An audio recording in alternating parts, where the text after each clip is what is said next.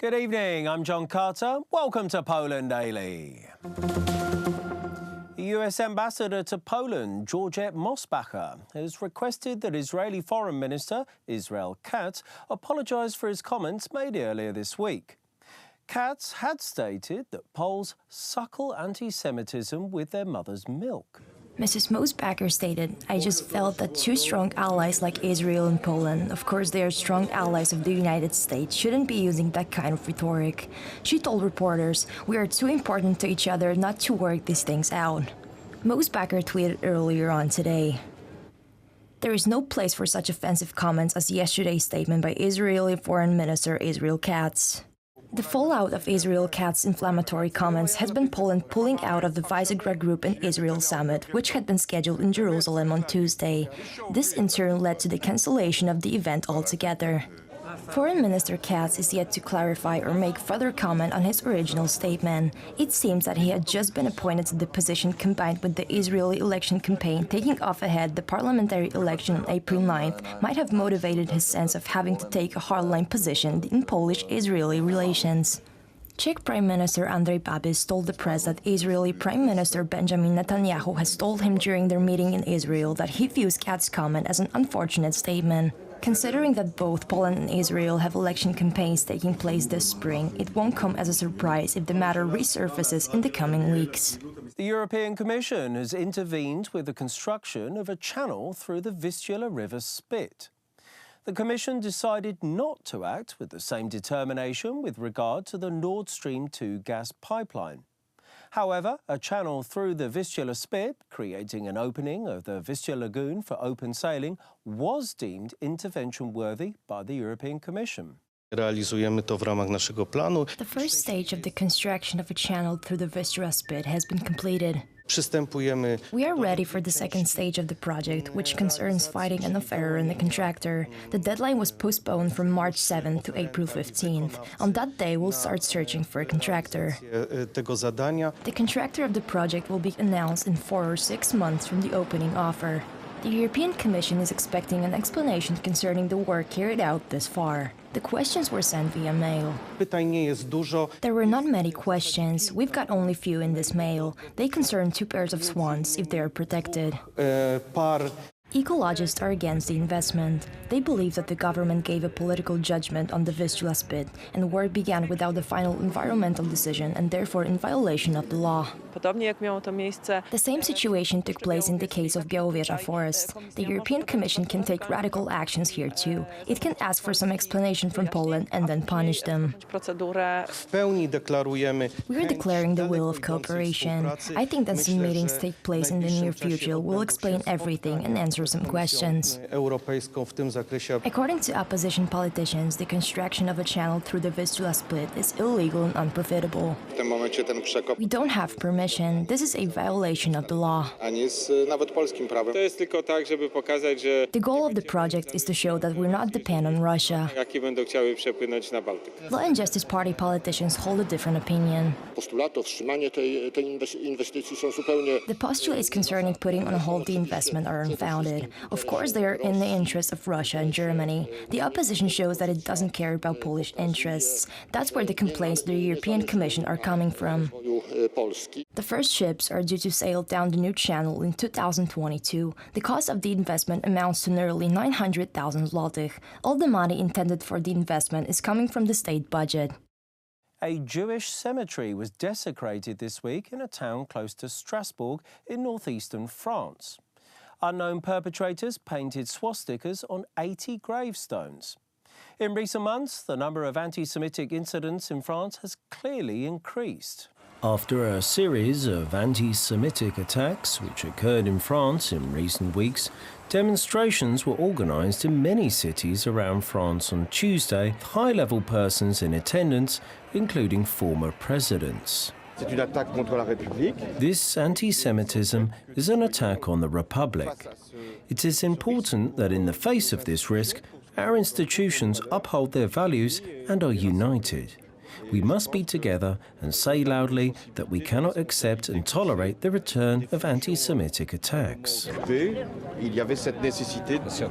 A group of people are provoking and want the government to fall, and the government must respond. And I'm sure it will. But it has to be done with exceptional firmness. This is not about numerous protests, rallies, speeches. This is about the problem of power. In France, where a large and influential Jewish community lives, anti-Semitic incidents are the order of the day. Anti-Semitism occurs every time we allow for cracks, breaks or shortcomings in French society, such as ignorance, lack of action on important points. The answer to all this is education, education, and once again, education. I think that anti-Semitic incidents are increasing and we are fearful it brings back bad memories. We want to show the young generation that there is another way. The new anti-Semitic attacks in France were met by Israel in predictable fashion. Today, something terrible has happened in France. 80 Jewish gravestones were desecrated with Nazi symbols by furious anti-Semites. I call on all French and European leaders to strongly oppose anti-Semitism. It is an epidemic that threatens everyone. President Emmanuel Macron declares that he will take all steps to punish the vandals who desecrated the Jewish cemetery.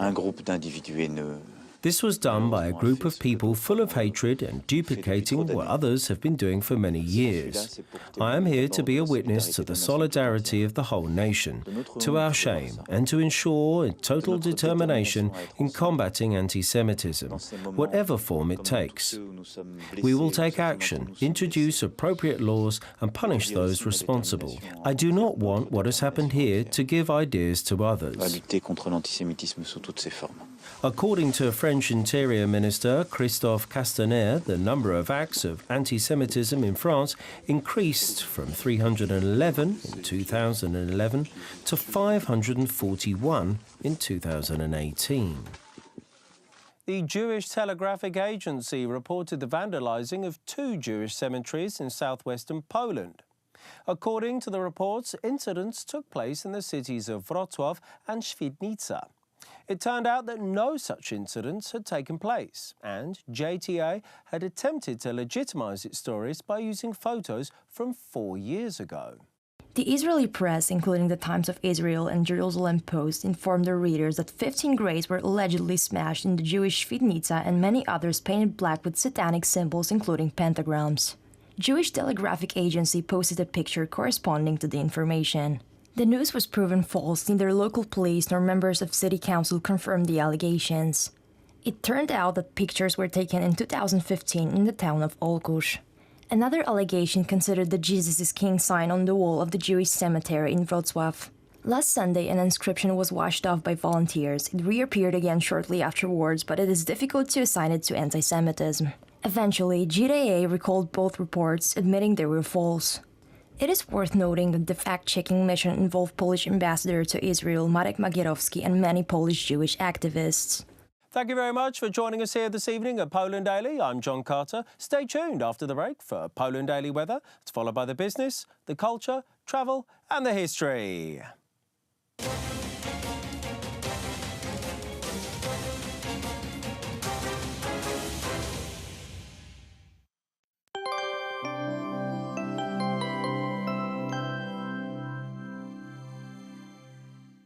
I'm Aleksandra Zarzycka and welcome to Poland Daily Weather. Let's take a look at the forecast for tonight. A warm night across the country with temperatures ranging between -1 degree in Katowice to 5 degrees in Koszalin and Gdańsk.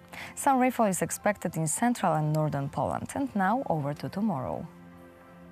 Some overcast weather in most regions. More sun is expected around Kraków. Snowfall will appear around Białystok, Lublin and Olsztyn. The temperature will range from 3 degrees in the northeast to 9 in Kraków. Let's see the forecast for the following 3 days. Friday will be a sunny day with snowfall, a maximum 5 degrees in the northwest and a minimum -1 degree in Białystok. On Saturday, temperatures will increase to 6 degrees along the Baltic coast. On Sunday, alternating sunny and overcast weather across the country with maximum 8 degrees in the northwest and a minimum 3 degrees in the east. Thank you for watching and goodbye.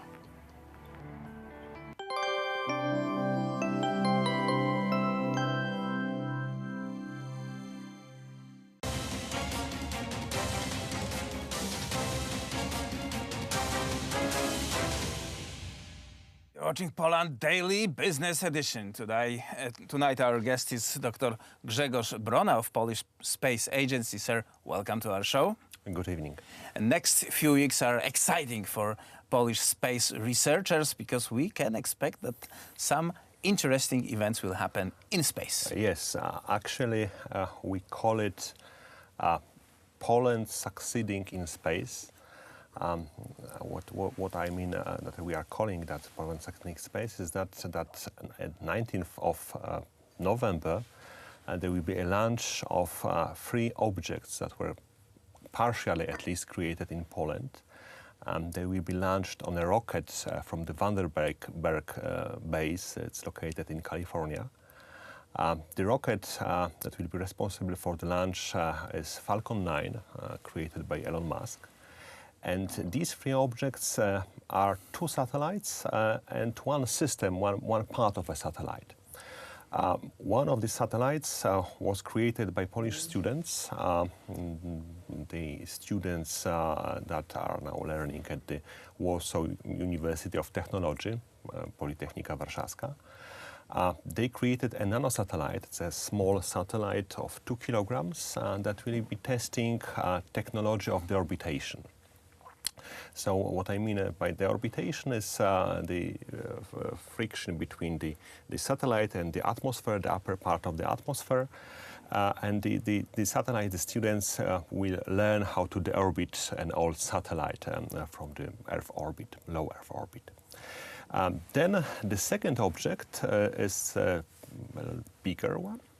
It has a mass of 80 kilograms. It was created by Polish and Finnish entrepreneurships. Both company, one yes. company One company is from, in Warsaw, Poland. Yeah, exactly. Another in Helsinki. Yeah, actually it's located close to Helsinki in Espoo. But this also company was created by Polish students that were learning or teaching then at the University of Espoo.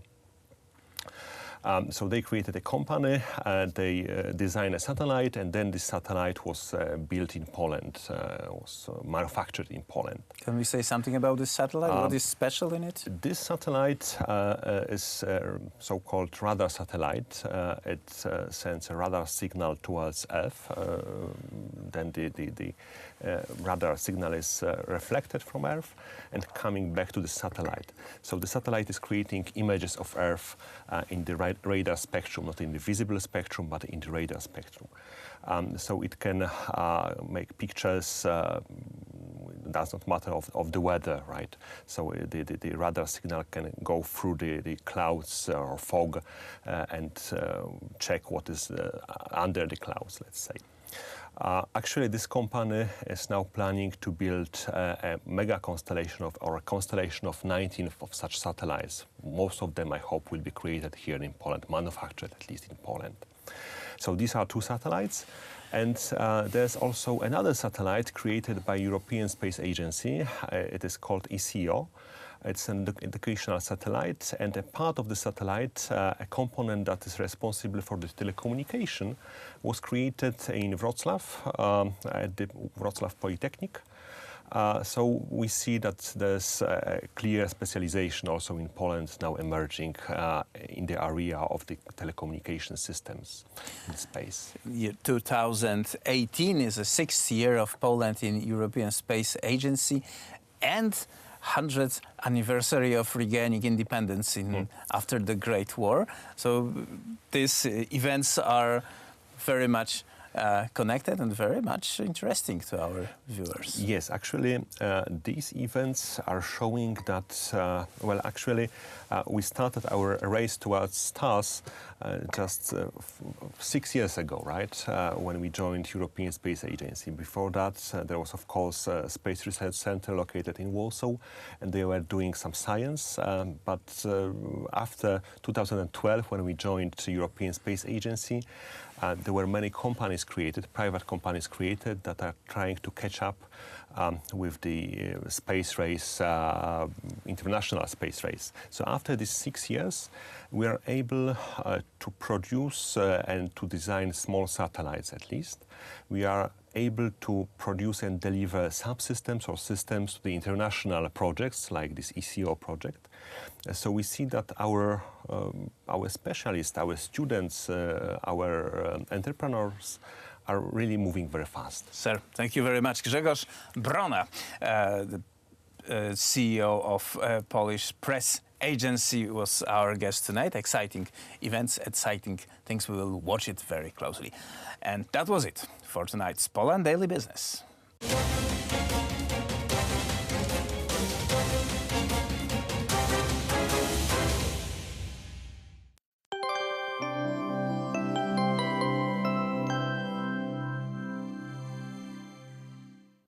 I'm Aleksandra Zarzycka and welcome back to Poland Daily Weather. Let's take a look at the forecast for tomorrow. Some overcast weather in most regions. More sun is expected around Kraków. Snowfall will appear around Białystok, Lublin and Olsztyn.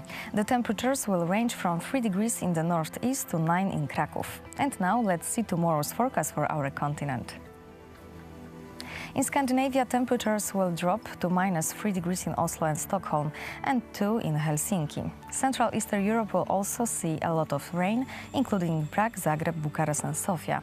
There the temperatures will range from 6 to 13 degrees. Sunny weather and 16 degrees in Rome, while Madrid and Lisbon will enjoy the highest temperature, 18 degrees. Thank you for watching and goodbye.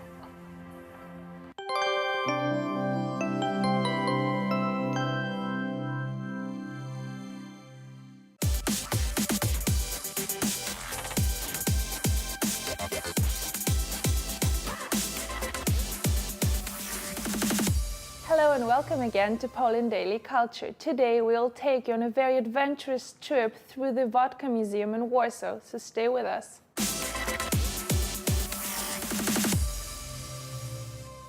The main exhibition of the museum is located in an historic building in the former rectification plant, which is where vodka used to gain its unique and pure flavor. Visitors will discover the local tradition of vodka production and will learn about Polish vodka's international career. Visitors can see a virtual laboratory of a medieval alchemist. They can experience the comforts of living in a manor house and see an actual distillery. They can learn about the role vodka has played in politics, as well as get to know bartenders' tricks of the trade. So we will start today with the production of vodka and the process of it. If you could tell us, please, what is this thing that we are standing next to? I'm very curious to find out. The first step, this is a steamer. We start production of Polish vodka. We put in the grains or potatoes, grains like wheat, rye, or mix of the grains. And to the grains, we add water. And next, within the 1 hour, we have the process of the steaming, where the grains or potatoes are changed to the soap, to the gel, starch gel. And next, we move to the mashing tank. Here we have the process of the mashing, where the enzyme change starches to the sugars. So this is the second stage? Yes, the second stage. Starches change it to the sugar. We need in process of the fermentation.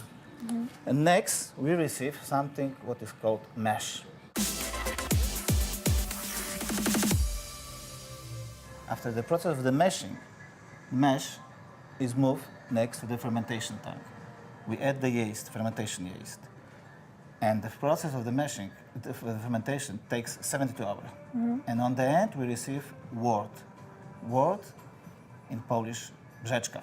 So it's a liquid then? It's something like liquid soap, something like base to the distillation process. Next. And mash contain alcohol, between 7-11% of alcohol volume. We can drink it, but it's not good. But that's less than vodka, right? No. This is the base for the vodka. Okay. The base, the wort, now we pass to the distillation column. With fire, inside we have alembics, located in the form of the shells, one another.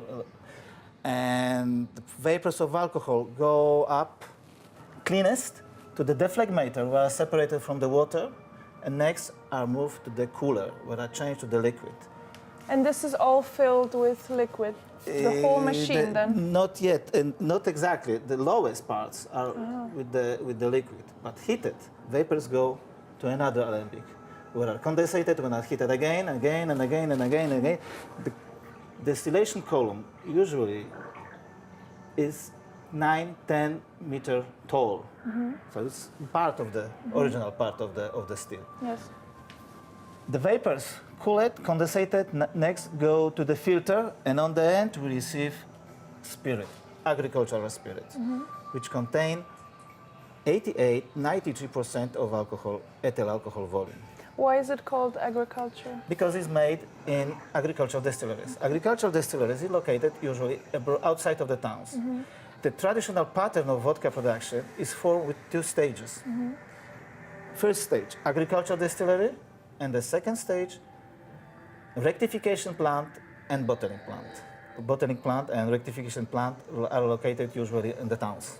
Agricultural distilleries outside, near the sources, grains or potatoes. So now the agricultural spirit, after the filtration, 88-93% of ethyl alcohol volume, go to the rectification plant, where it's passed again to the distillation column, and on the end we receive spirit, rectified spirit, 95-96% of alcohol volume. And this is the base for produce Polish vodka. The spirit is diluted with the water to the level 40%. Filtration, and the last stage, bottling. And we have Polish vodka. And is the process the same with grains and both with potatoes? Yep, the same. But grains we can put to the steamer without preparing, because potatoes we have to a little bit change, we clean it. We don't need earth in our vodka. So we put to the steamer, and the processes are similar. And how many kilos of potatoes would we need for one bottle, do you think, more or less? If you take 100 kilos of potatoes and you distillate it, you can receive only 12 liters of spirit, rectified spirit. Okay, so you need a lot of potatoes then. Yeah, for example, grains, rye, 33 liters from 100 kilos of grains, or wheat, 38. So it means that the grains are more effective than the potatoes. Okay, and so how long is the process of producing vodka, more or less? How many days does it take? The in first general? stage, agricultural distillery, the distillation takes approximately 5-7 days. The next stages, the rectification process is continuous process. So we put agricultural spirit, rectified, and we still receive spirit 95-96% of alcohol. I don't know, maybe 2-3 weeks, or maybe less, maybe more, but it's short time. We don't have to keep Polish vodka long time, like whiskey or like tequila. So after the couple days, we have final product. Great, thank you. Thank you. At the end of the tour of the museum, visitors can buy souvenirs, including the best Polish vodkas. All those who enjoy vodka tasting can do so in a stylish restaurant. The visitors, newly equipped with knowledge and skills related to vodka, will surely appreciate the qualities of genuine Polish vodka. Hello and welcome to Poland Daily Culture. If you could tell us the history of the word vodka. In Poland, we start to say vodka at first to non-alcoholic efforts of distillation process. For example, with herbals, with fruits, with flowers, sometimes even with animal product. And one quite interesting thing is that we also, for example, make vodka from snails, living snails with their shells. We believe that was good, for example, for our kidneys. I don't know if that was working. Maybe somebody heard what he had to drink and he was thinking, no, thank you, I'm cured enough. I don't want to drink that anymore. But the Polish people have their knowledge about those things from three quite important books. The oldest will be Stefan Falimisz from 1534, but we also have Marcin Siennik or Hieronim Spiczyński. And from those books, Polish people could have their knowledge what will be good, for example, for our eyes, what could help for our livers, or for what we can use lavender vodka or chamomile vodka. And so we can think that vodka in those days was medicine, but it was without alcohol. So you may start to think, so where's alcohol in that story then? Because there was, but it was different name for that. It was gorzałka. from Polish verb, which is gorzeć, and that will be in English to burn. We call it that way, and we start to drink gorzałka in a small doses, like small spoon or half of an egg. But we notice it could be good also, for example, for our stomach ache. So we also start to call it aqua vita, from Latin, water of life, or how Polish people pronounce that, oko vita. So to the 17th century, most vodka in their basic version will be without alcohol, unless you add a little bit of gorzałka to it. But at first it was really rarely happened. But after 17th century, we start to add more often. And right now, when we say about vodka, we're always thinking about something with alcohol for sure. So at first it was water with added, as you said, snails or... For example, water which was distillate, for example, with snails or with roses or with many different things that in old Polish times we could believe that could help, for example, to be much more healthier or to live longer, because we speak about 16th, 15th century, so this is the time when Polish people believed that maybe herbs, but it's also quite true, herbs could help you for your health. And how did people distillate it in those times?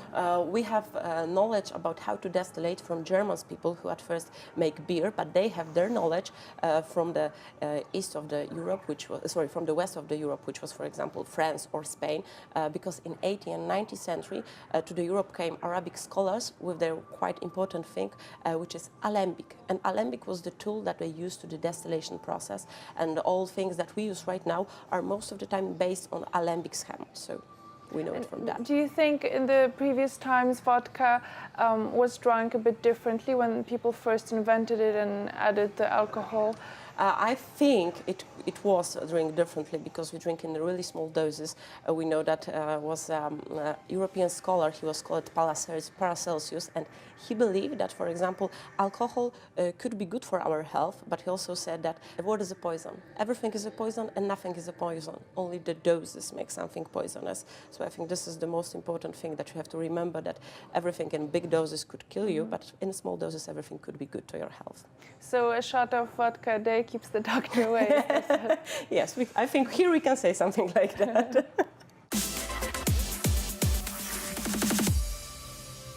Thank you for watching, and join us tomorrow on our new episode. Goodbye.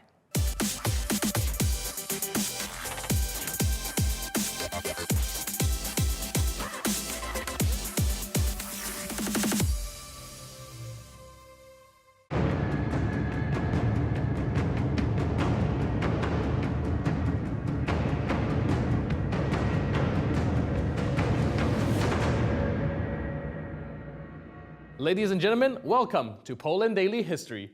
Today, we are visiting a manor house in Gałki to learn the history and the functionings of a manor house owned by Polish nobility. We will speak to the owner of this very manor house, Waldemar Gujski, about the history of Polish manor houses. The manor house of Szlachta, or the Polish nobility, served as a center for Polish culture throughout centuries.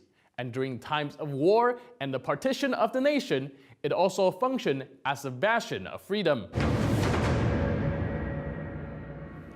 When it comes to the architecture of this specific manor house, is this a good representation of all the other manor houses, or is it very specific and is it different from the other ones out there? To jest dwór bardzo funkcjonalny, dlatego że tak jak powiedziałem, był This was a very functional manor house because it was built by one of Poland's greatest architects, Bolesław Podczaszczyński. This is a two-bay manor house. The sunlight falls on the porch of the manor at 11 a.m. And because of the way the sun travels across the sky, it means that rays of sunlight will peek into every room at some point during the day. As a result, it can be guaranteed that there will be no mold or mildew. This manor house is in some ways quite typical of the manners of the time, as it is also built in such a way that you enter the lobby straight through the porch. Right next to it is the parlour or reception room. In order to go outside into the garden, you have to walk through the manor before you can enter the garden and the orchard. This is the place where the family would grow herbs and flowers of all kinds. You would also likely see hens or sometimes even larger birds walking around there. This was a place where people bred ornamental birds. so peacocks, specially bred hens and pheasants.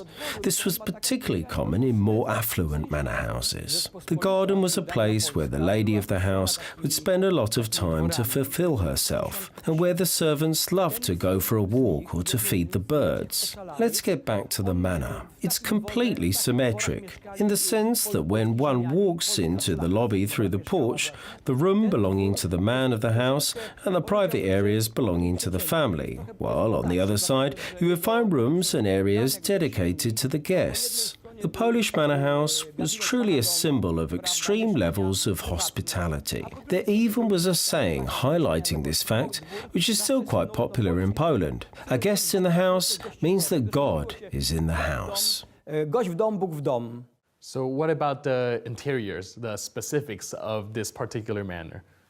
Z tyłu za mną znajdują się We've very large, huge doors behind me in the style of Art Nouveau. Art Nouveau is not often seen in Polish manor houses. Most of the manor houses would be built in a classical style, but sometimes they would also be a bit eclectic. Art Nouveau, meaning the later style of architecture that I was talking about, was far from common. However, this style was not always represented in this manner. My family simply appreciated the incredible beauty of these Art Nouveau doors.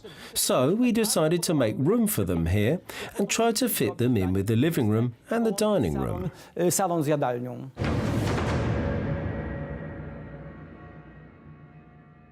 Next up, we will talk with the historian Krzysztof Jabłonka about how the typical manor house used to look like, both the interiors and the grounds. We will also learn more about how it interacted with other institutions existing on the Polish countryside. How would you describe the architecture of the Polish manor? And is this like an exceptional one, or are they mostly constructed this way? The Polish manors are a direct continuation of the old castles knights used to live in. At the time when the Republic of Poland became a safe land, when there had been no wars for around 100 years or so, then the knights came down to the valleys and started living there, sometimes in unguarded manor houses, sometimes surrounded by walls. So what is a manor house exactly? It was usually a single-story house. It rarely had a second floor. It was a horizontal building, which is characteristic of the Renaissance, as the Renaissance used to spread out in space. It was decorated with a grand entrance, featuring a so-called porch with a colonnade, to which people would arrive on horseback or by horse-drawn carriages. It was also helpful to the guests, who were protected from the rain when getting out of the carriages or carts. Nevertheless, it became a national tradition that only a nobleman could have the porch in front of the house or in front of the manor. And even quite recently, only a little more than a dozen years ago, a person living in a village built himself a porch because he wanted to match the nobility. And in result, his neighbours tore it down. They told him, "You are not a nobleman, so you don't deserve to have a porch." The second important thing is that the manor house organised economic life and therefore grouped together people of different classes. The owner of the manor, a person entitled with a coat of arms, would live in its central part and the right wing. Those were the places where he worked and where he welcomed his guests. However, on the opposite side, there were what you can call apartments for guests.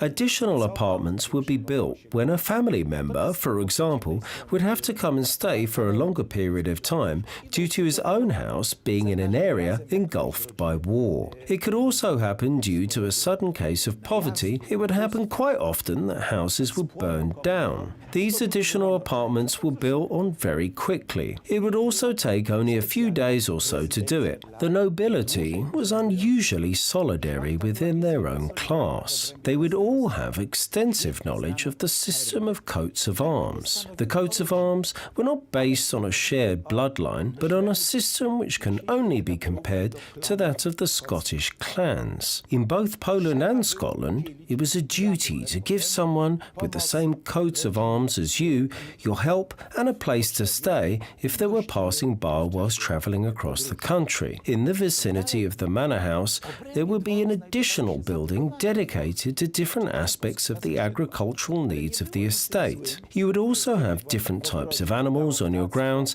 such as birds. There could be cows or horses grazing somewhere nearby also. The manor was truly the beating heart of the village. A village without a manor and without a presbytery was considered to be an uncivilized village, overgrown with weeds, as they would often say, a godless village. Three factors form the backbone of every long-existing settlement, not only in Poland, but also in Lithuania, Belarus, and Ukraine. That was the manor house, the presbytery, and the Jewish inn. All spiritual life, cultural life, weddings at the Jewish inn, and basically all patriotic life would take place within these three institutions. At the time of the collapse of the common state of four nations, meaning the Polish-Lithuanian Commonwealth, the manor houses would preserve the nation's will to continue the struggle for freedom. And it was the nobility who managed to instill these emotions also in the class of the peasants. And it was also the peasants who managed to lift up the Polish Republic back to its place within the ranks of sovereign European nations. This beautiful story is what symbolizes the culture of the nobility. It's something which can be said that forms the heart of European culture. The tradition of Polish manor houses have seen a revival after the fall of communism. Hopefully, more and more of these amazing estates will be repaired and rebuilt back to its glorious days. That's it for today. I'm your host, Benjamin Lee. I'll see you next time on Poland Daily History.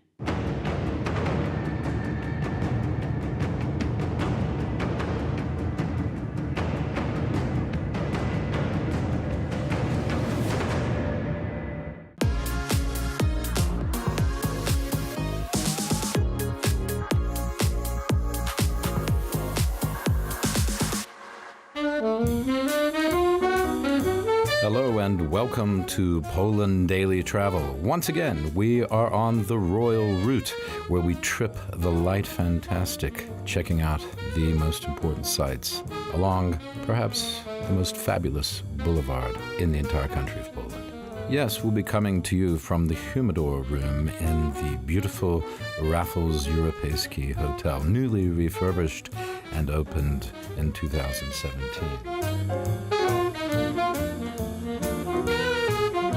This is one of the premier hotels not only in Poland, but in Europe itself. After leaving the Raffles Europejski, we'll head to the Royal Route, where we'll continue our walk, which started in the cathedral in the Old Town and continues today up to Nowy Świat. That is not just today, but the next several days we'll be on the Royal Route, and we'll be showing you all the ins and outs and what's important to know. It's an exciting trip. Poland Daily Travel, the best travel reporting about Warsaw that you've ever seen. Stay tuned. I'm here in front of the Raffles Europejski Hotel. It's one of the oldest hotels in Warsaw. It's been completely refurbished in May of 2018. It opened again. It's got a great history. It's a beautiful hotel. So come inside and let's take a look around on Poland Daily Travel at the Raffles Europejski Hotel.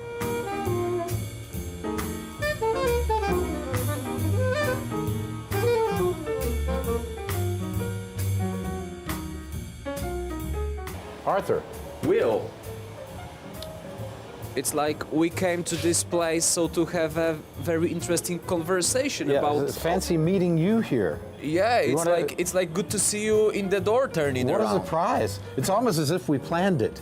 Well, sort of, but we didn't. No, nobody would believe that. Absolutely. Nobody would believe that we actually planned to meet here and talk about the Raffles Europejski Hotel and other things. Okay, come on, let's go. Looking forward. Yeah, come on.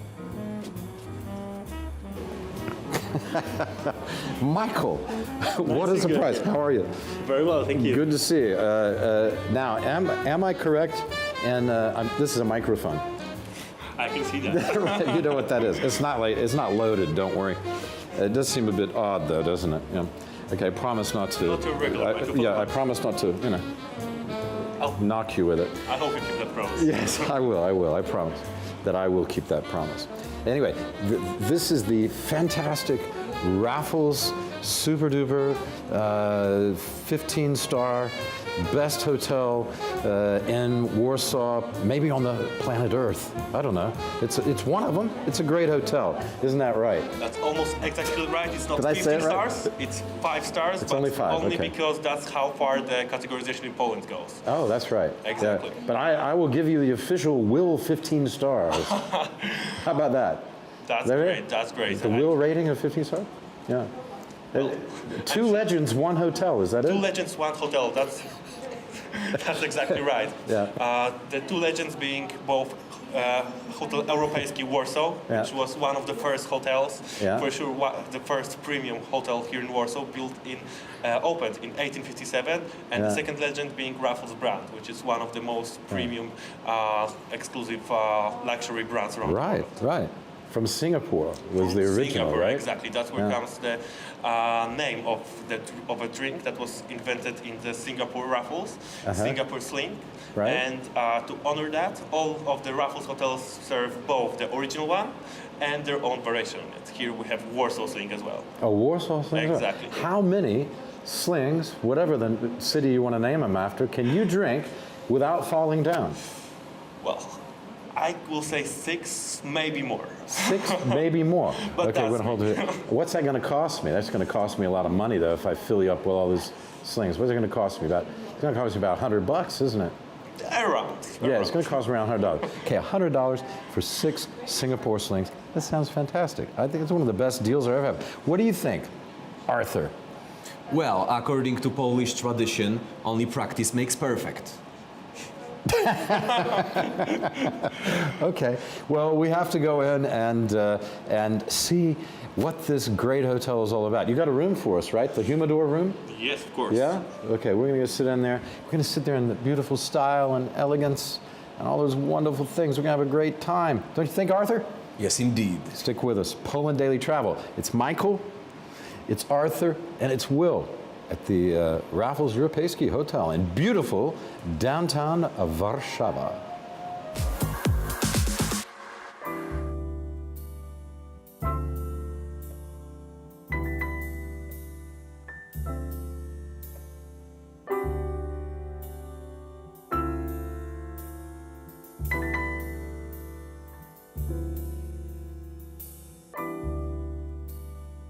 We're here in one of the most elegant hotels, not just in Warsaw, but in Europe. It's the Raffles Europejski Hotel on the Royal Route in beautiful downtown Warsaw.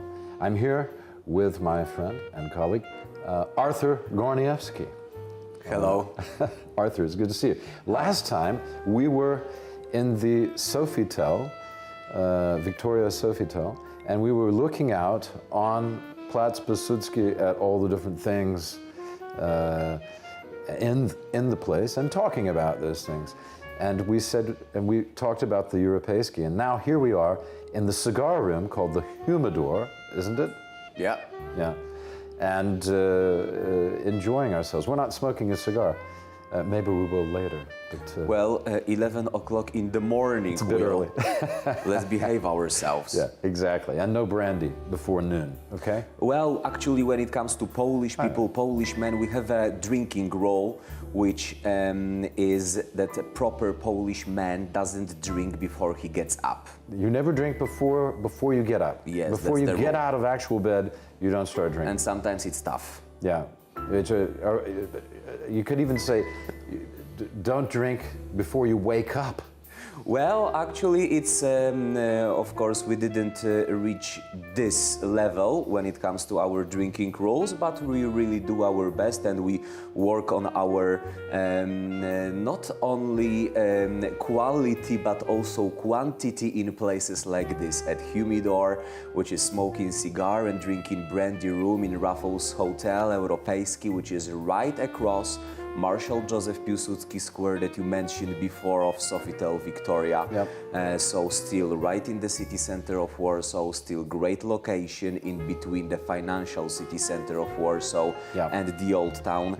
So not only very comfortable room we are at the moment, but also very comfortable area of the city. Yeah, it's the heart of the city, and the Royal Route, which we have been investigating, will continue to investigate today, is well, it's right behind us as we're sitting here.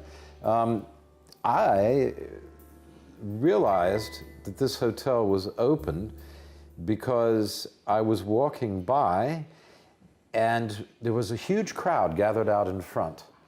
And I wondered why. Why is this big crowd? It was in June, I think. And why is this big crowd here? The Rolling Stones were in the hotel when they came for their concert. And did you go to the concert? Well, I was busy at the time doing my job, which is tour guidance, which is showing to guests from all around the world amazing city of Warsaw and presenting amazing history of Poland. And that's also my experience. And that's also all of the tour guides' experience in our city, that visiting this hotel, hosting guests from all around the world is an amazing honor and pleasure. So to work together, and that's why this hotel is a remarkable, not only tourist point in Warsawian map, but also a lot of people are involved in many important conferences and visits when it comes to this hotel. Yeah, it's one of the most popular hotels. You got the Bristol Hotel across the street, also an old and elegant hotel. Well, we are going to be right back with more from the Humidor room in the Raffles Europejski Hotel here in beautiful Warsaw, downtown Warsaw, with Artur Górniewski. Stay tuned for the next episode.